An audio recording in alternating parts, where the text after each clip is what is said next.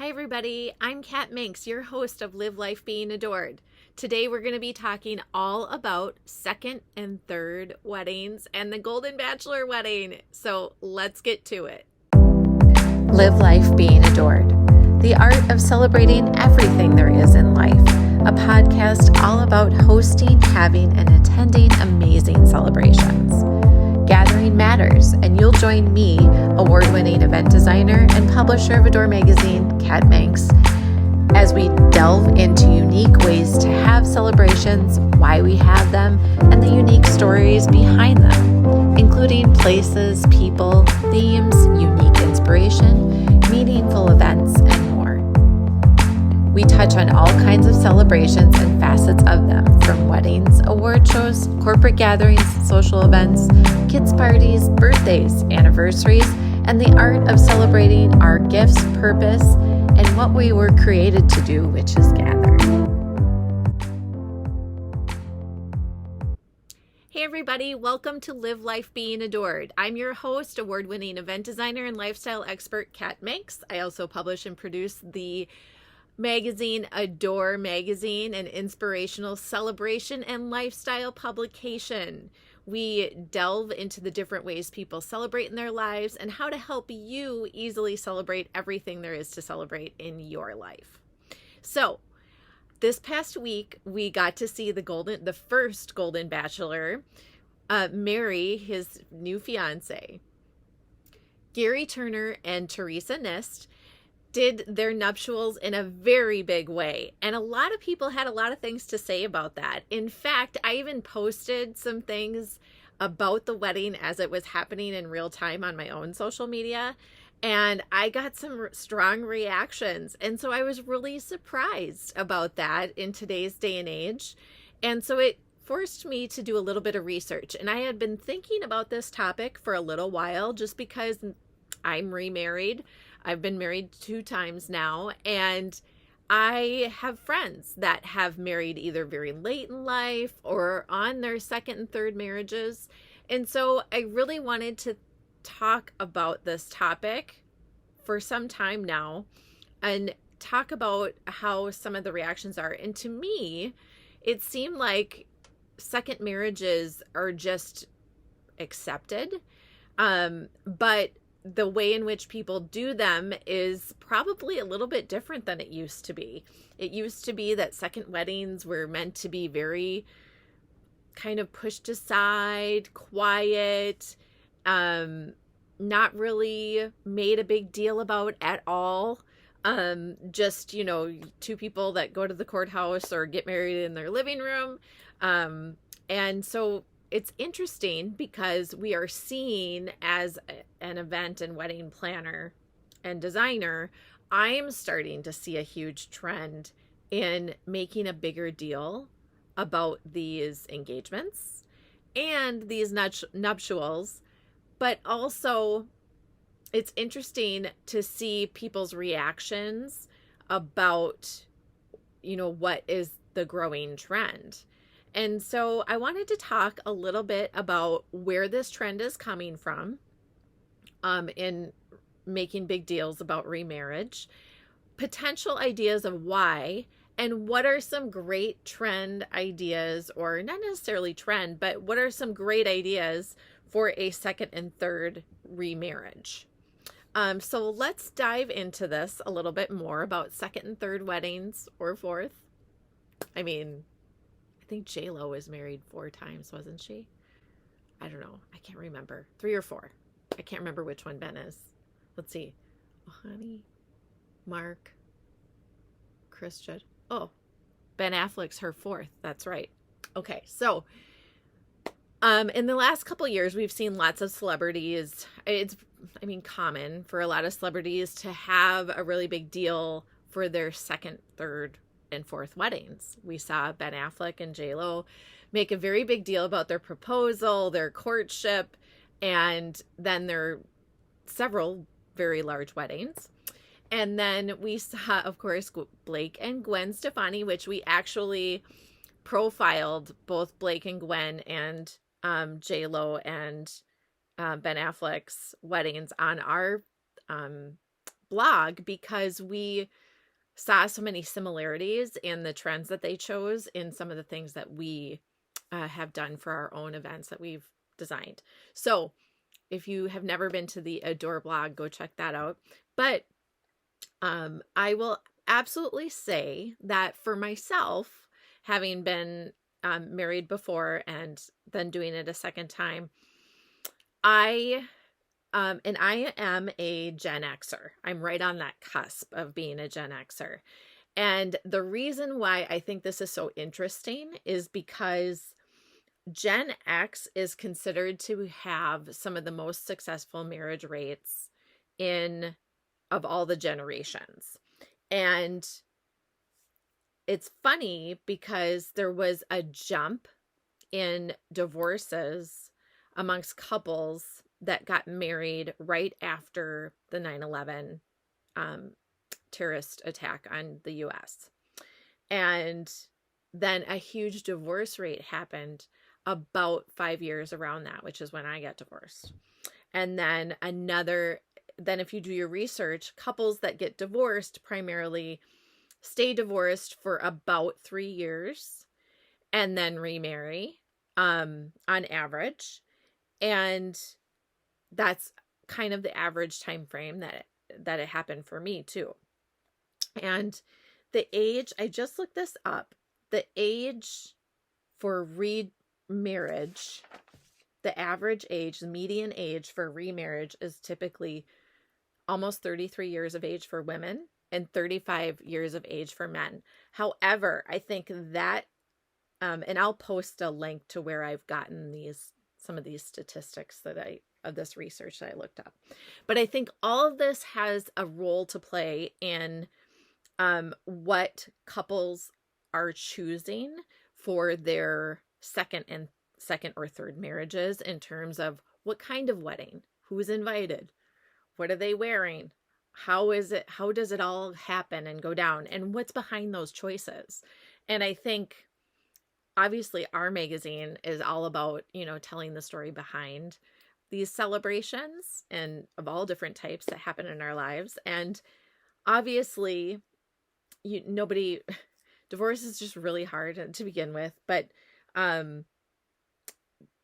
nobody, I think, saw where some of these wedding trends were going. And I think it's so interesting to talk about the fact that we're now seeing weddings like the Golden Bachelor. And everyone was kind of surprised, I think, about how big they actually did it. Obviously, Bachelor was looking for high ratings. And anytime you put like a live wedding on TV, it's typically brings in good ratings, especially at this season. It's engagement season. And a lot of people are getting hyped up about planning their own weddings. So I think that has something to do with their viewership. And why it was a widely watched live wedding. But I think it was very interesting to people that they didn't do things that were more subdued and they were more showy. From some of the things that they did have a different twist on it. Like, for example, when they showed Teresa having her bridal showery bachelorette party event, she threw it for herself versus a girlfriend doing it for her. Some of it might have had something to do with how quickly things had to happen for television and how much involved the television producers had to be in how it all happened.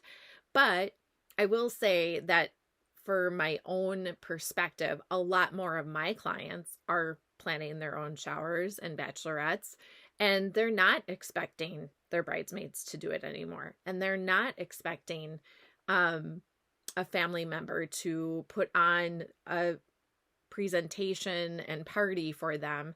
They're more doing it for themselves. And so in that way, I think they have more control over it, but still the ability to make it fun for everybody that comes. I think when you get married, when you're the second time around, you have all these different events surrounding the wedding and the engagement to share your love and just be with family, as opposed to when people get married when they're younger, which isn't that much, actually. The new median age for marriages is like 33. So people are, getting married older now than they used to be. So they're typically not as in that selfish phase that you are when you're in your 20s, but even more so when you're like getting married your second time around. And I would even beg to differ a little bit from this study that I looked up to get some of these statistics about the median age of second time marriages for women being 32. I don't agree with that because the new median age to get married your first time around has increased. So I don't know where they got their facts completely, but I do think that probably people are, I would say probably almost 40 their second time around, if not in their 40s now for their second time marriages. And even greater, like we're seeing a trend now too in couples that have been divorced for a while. So that would be the would be the later part of the Gen Xers. So their kids are a little bit, they're in high school or graduating, and they hung on for the kids, and they got divorced as soon as those kids graduated, and they've been divorced now for a few years, or got divorced around COVID when a bunch of divorces happened, and now they are getting married and starting to plan. And actually, it's so funny because a lot of my inquiries for engagement designs are of that generation. Their kids are older, their kids are getting married and engaged, in fact, and they have found somebody and want to have this like big thing. And typically it's just like what the Golden Bachelor, Teresa Nist, I remember her saying in the show that her first wedding was in the basement when she was like 18 years old. And so those are the couples that are choosing. They had a very much subdued wedding their first time around, and they're choosing to kind of like, I kind of feel like, in just from the outside looking in on some of my couples, is their feeling overall is that they waited so long to feel this way or to really take this leap, and they have been unhappy for so long that they want to celebrate it in a really big way.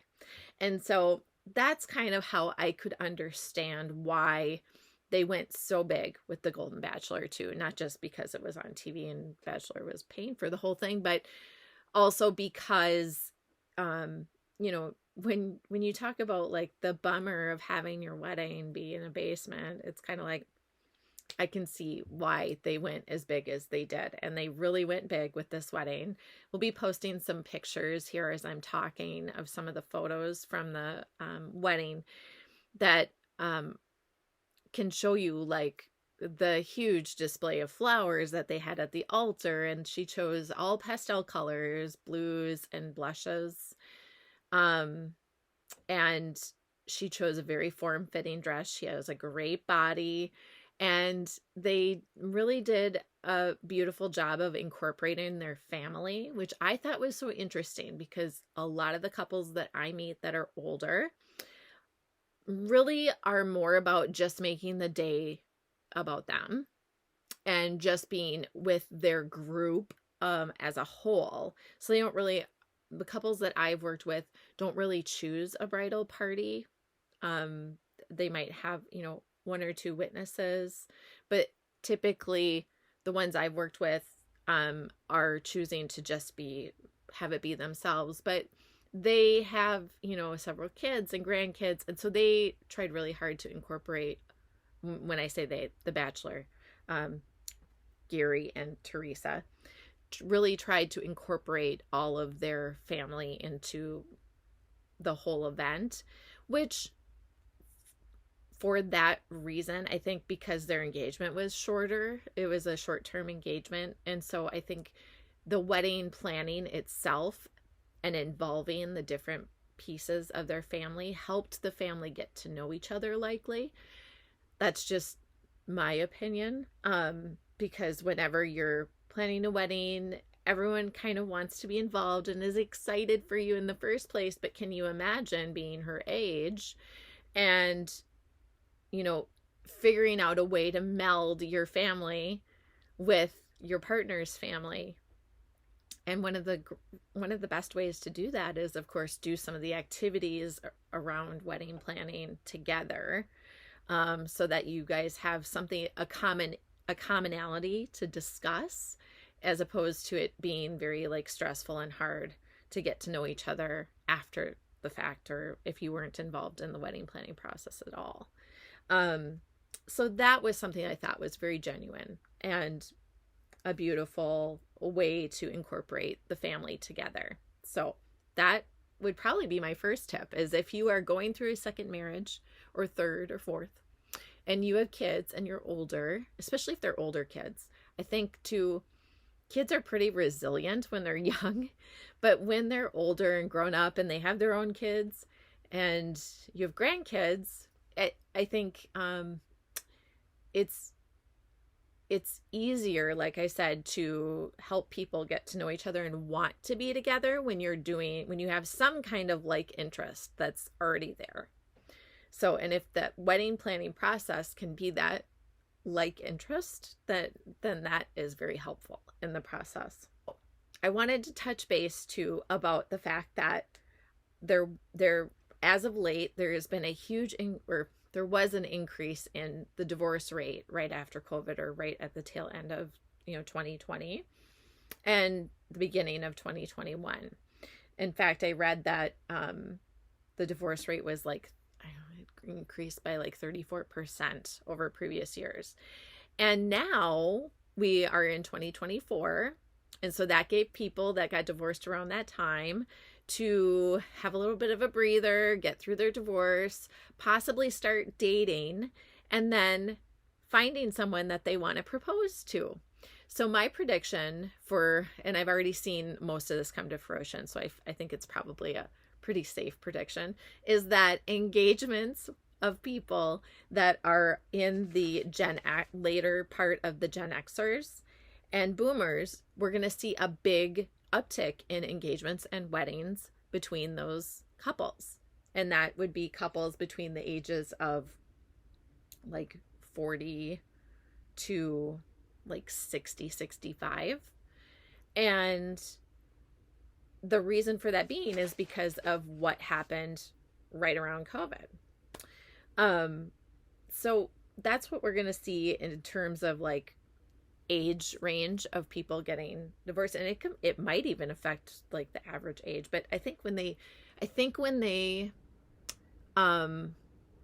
do estimations of the average age that somebody gets married, it's only on their first time marriage. That would be an interesting thing to know. So if you know the answer to that, email me or write a comment on the show. But I want to talk a little bit more too about things that you can do if you are planning a second marriage and you've just gotten engaged. Congratulations.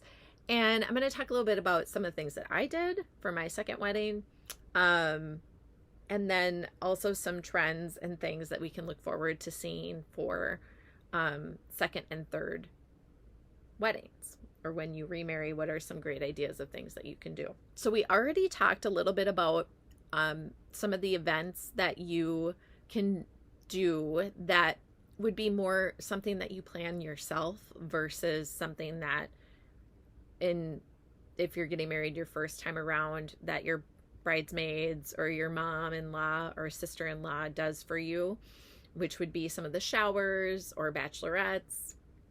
And so, like I said, just as Teresa Niss decided to plan her own bachelorette / bridal shower event, I think this is a growing trend for second and third time around couples to plan their own activity or party pre-wedding. So another great thing that I loved, that I think a lot of people were surprised about with the Golden Wedding, was that Teresa kind of made a big deal about the dress selection. And I was surprised by that just because it was her second time around wedding. So I didn't think that they were going to have her do like a traditional, like try on the dress and have people there and show everybody. It was really fun to see it. And I think that they were kind of playing on the viewership with that one. But I really believe that usually the second time around, you kind of know your style. You know your body. I think it's even harder to go into like a wedding gown store when you're in your 40s and 50s and feel like you're a bride or feel like you belong there. And that was one of the things that I felt I struggled with my second time around is, do I choose a color? I felt like I should choose a color and not wear white, for obvious reasons. But I ended up doing two dresses. I did actually a blue dress and a white dress. I did, for my first wedding, I did something very simple and classic, and it was a beautiful dress. But for my second wedding, I decided to do, for my second time around, my remarriage, I decided to do a ball gown for the ceremony that was very much the opposite of what I had before and was more of a like classic style. It wasn't sleek or anything. It was more of a classic look. I also wore a veil, and I know a lot of people who watched the Golden Wedding were like, she should not be wearing a veil. That doesn't look right. And I wore a veil for my second wedding too. So I think that today though, if I were to do it again, I probably wouldn't wear a veil at all. I'd probably just wear like a hair comb or something. But I do have to say, when you try on wedding gowns, when you put on the veil, you feel like a bride. I mean, there's very few that I've ever seen that have been like, no, I'm going to forgo that. Like, a lot of people are like, I don't want to do that, but it's the thing. It's like the icing on the cake, the cake topper to the look. So I can see why she chose it. But like I said, if I were going to do it again, I probably wouldn't do a veil. But it does kind of depend on where you're getting married and all that kind of stuff.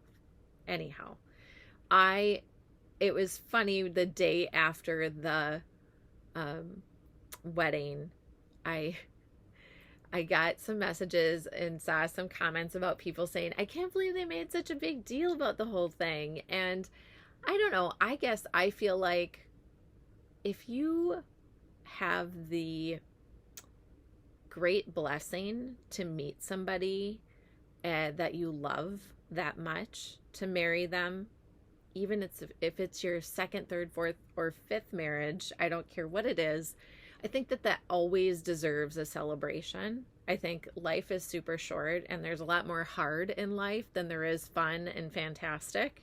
And as you get older, you realize that. And as we get older, we start to feel, obviously, if you can not care about, the way you look as much as you did in your 20s and 30s and embrace your body and yourself, that's like an amazing feat.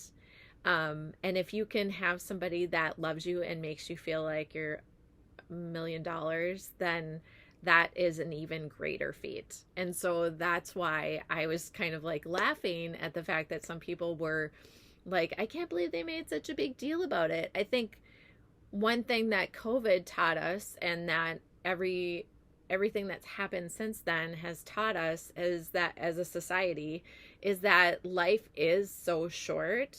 I heard something recently that talked about the fact that, we have all these like people that are eating, I know I'm eating healthier, and all these people taking supplements, and still we're getting sick at an even higher rate.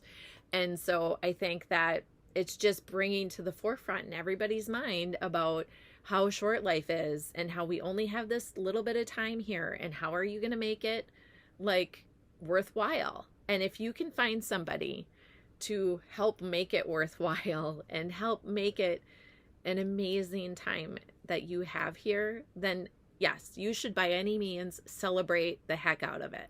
So don't listen to those people. Have those second and third weddings, have those bridal showers, plan them on your own though. So that's my 2 cents about it. So let's talk about the weddings itself. So like I said, the Golden Bachelor had like a very big, beautiful, all-out wedding. Would they have had that if they had planned it on their own and they didn't have, if they had found each other on their own and were planning their own wedding, would they have made such a big deal about it? And by looking at them, I kind of feel like yes, the answer would be yes, that they would have. And so let's talk about the different types of ceremonies that you can choose to have for your second or third wedding, second or third time around. So something that's very common and has been common for years is to do that very private, intimate ceremony and then do just like a, nice little dinner or something out with a few friends and family members. So that's option one. If you're doing something very intimate and just the two of you, I always like to relate. One of my favorite shows of all time is Sex and the City. And I always relate like the different types of weddings with the different characters on that show. Because I think that they spell it out like so nicely and in such different ways. So obviously Miranda, when she married Steve, they got married later in life. And they just did a park ceremony and they had drinks and appetizers at the bar after. And it was done very tastefully and beautifully, but, she wore a red long suit coat and he just wore a suit and tie, and it was just in their favorite park that they walked by their house all the time. So that's kind of the idea for your option one. Option two. Now this was one that they didn't do in Sex and the City, the show, but option two would be, of course, a destination wedding and destination wedding weekend. And in the wedding business in general, wedding weekends are becoming more popular, where you ask your guests to not only come to the day, but they're coming to an entire weekend getaway, and you have events and things planned for them. So that's very much the opposite of option one. And you have it either very far away, or it might be in your state, or maybe just a couple hours from the city that you and most of your guests live in. But you decide to plan either a big cabin wedding, and they have a community center. You do an outdoor wedding, like by a dock or a beach or a lake. And you have activities planned. Now, I will say that if you decide to do this type of wedding, make sure that you hire a wedding planner and coordinator along with the site coordinator that's there, or the site manager, because you really have to guide your guests. Otherwise, it's really hard to wrangle all of them when they're away and, they're seeing all the possibilities of, oh, I could just sit here and have coffee for a few hours and watch the lake, or I could, they could think of all these fun things that they could do on their own. So you really have to communicate all the activities that you have planned for the wedding weekend, and to also stay on top of getting all those people to those things and making sure that everyone's aware. So the next wedding that we're going to talk about is kind of the more traditional type of wedding, but doing it your own way. So like I said, most of the time when I'm working with couples that are doing it for their second time around, third time around, or are just older in general, they definitely are not choosing to have a bridal party at all. They're just doing it, ceremony is just the two of them. And they are, not doing all the traditional stuff like gift registry and sometimes not even a card box. It's more about the, just coming together, kind of like how you would think like a Christmas would be with your family, or a Thanksgiving. They just want it to be like a very intimate celebration, or a large celebration, but done in an intimate way, where it's not about the gifts and this and that. It's about just having a really great time together. And so for those types of weddings, I definitely see the foodies having these weddings, and they're really, upping the game on, doing like the tasting menu and the small bites menu and the very cool like mixologists at the bar, and having like the smoking drinks with the dry ice and all those kinds of things. The things that are luxury types of services and luxury types of catering that you would see at like a specialty restaurant type of thing. Those are really fun to plan. I have to say, I love the energy of those weddings. I love how guests react when they see all of it, and they feel so taken care of. And I think that's something that you will see a lot with couples that get married the second and third time around, is their whole like demeanor about why they're doing the event is really to say like a thank you to all the friends and family that supported them through some of the hardest parts of their lives if they've been divorced. And so I think those types of weddings are so much more like a thank you to their friends and family, and of course a celebration of their love, but it's also like a, thank you for being a part of us. And those are cool to be around for sure. Very much opposite of like when couples get married in their young 30s or late 20s, and it's very much, the bride is like, it's all about me. Like, it's that mentality, I think, goes out the window your second and third wedding, or second or third, I should say, not and. Hopefully you won't get to a third. But if you do, it's okay, because everything happens for a reason. Oh, something else that I wanted to mention too about second time around weddings is that I think this is so interesting, because now in like this digital age, and couples are doing more like digital invitations, people are focusing less on the paper.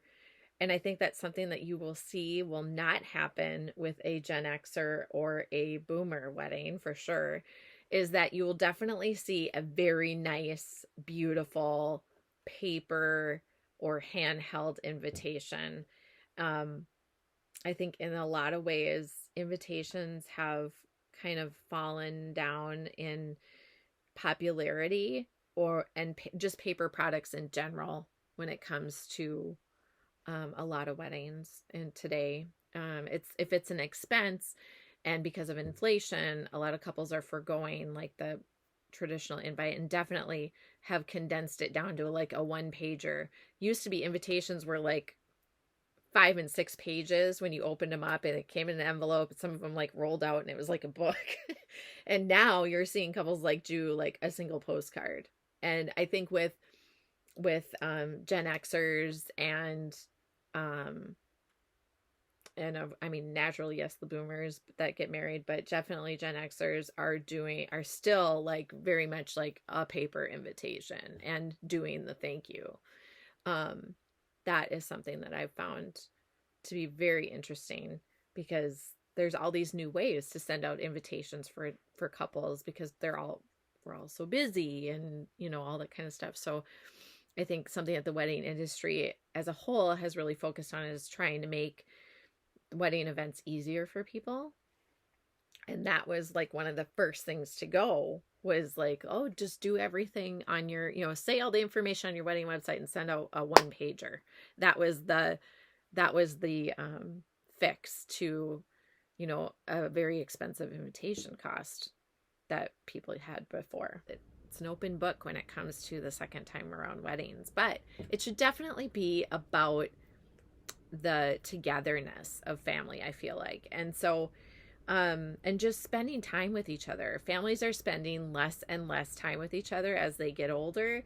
And so it definitely is a great time to do that, and to just all be together. Some of the reasons that we gather for holidays is because our time together is less and less as we get older. And so this is just another reason for you all to be together and to make it really fun. So we had talked about some different styles of weddings and different options that you can do for a wedding. And one of the wedding styles that I mentioned was kind of the destination, where you invite a group of family and friends to come to a destination for like a whole weekend. And say, I talked a little bit about making sure that you do those events. Make sure you communicate all the different facets of what's going to be happening that weekend, and also have a planner aside from whoever the venue owner or coordinator is. Make sure that you really plan and communicate everything very, very well. But another type of wedding that is not a destination, or doesn't have to be a destination wedding, is an Airbnb wedding. And now this is something that's so interesting, because there are certain Airbnbs that you can have like 16 to 20 people at. Some people cannot do that with Airbnbs. Actually, it's more common to not be able to do it.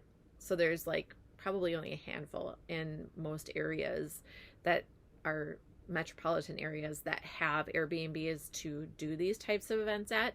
But if you can find an Airbnb that will allow you to do a small intimate wedding, these are really fun also, because you can do like have a private chef come and cook, and have it be like a kind of like an upscale service type of wedding for an intimate group, and still have like a beautiful location and a big beautiful home. This reminds me a lot of like the weddings that I started planning were at a lot of Malibu mansions that were on cliffs that overlooked the ocean, and they were around 100 people. So if you think like a little bit smaller group than that, but the ambience of being at these beautiful Malibu estates, and just the grandness feeling of it, I think you can get in so many Airbnbs now. I mean, like, it's just exploded in what you can get for an Airbnb. And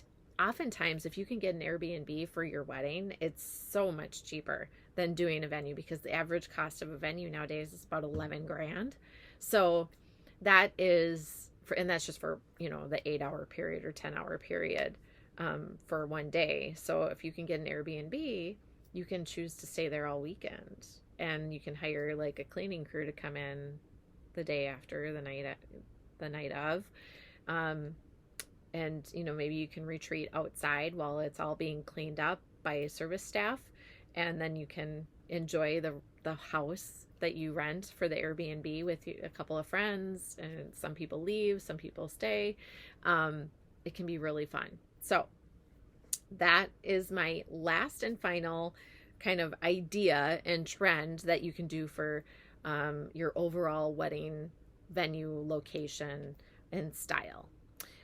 One of the last things I want to talk about today in second and third time around weddings is some trends as far as design trends. We talked a little bit about the dress selection and how I had chose a colored dress for my second time around. But I know a lot of people don't always choose that.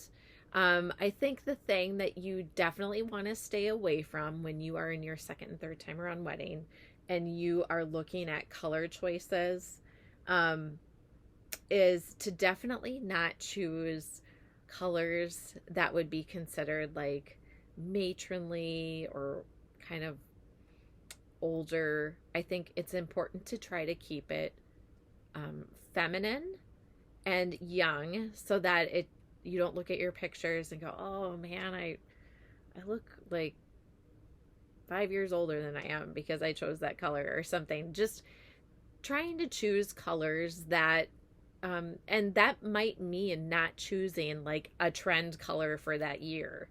I think you can be excited, like, yeah, I'm a bride again, this is awesome. But and it can be easy to get swept up into like seeing some trends. But I think when you're an older bride, or a modern mature bride, you definitely, I mean, we're all about the anti-aging products, aren't we? So why not be about the anti-aging design? And you want to make sure that you choose things that aren't too young, but are modern and crisp and clean, and not too matronly. You don't want to go too far into the, marigolds for colors, or, choosing things that are too dark and drab. I think that you definitely should choose softer things. Not necessarily whites, but definitely, look at some color schemes that are kind of like neutral with a pop, but not definitely.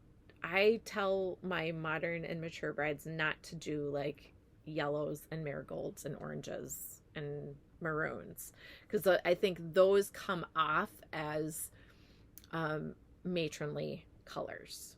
So those are my picks for second and third time around weddings. If you enjoyed this podcast and show, please subscribe and let us know what you thought in the comments below the show, or send us an email and let us know your thoughts on second and third time around weddings. What were your thoughts on the Golden Bachelor wedding?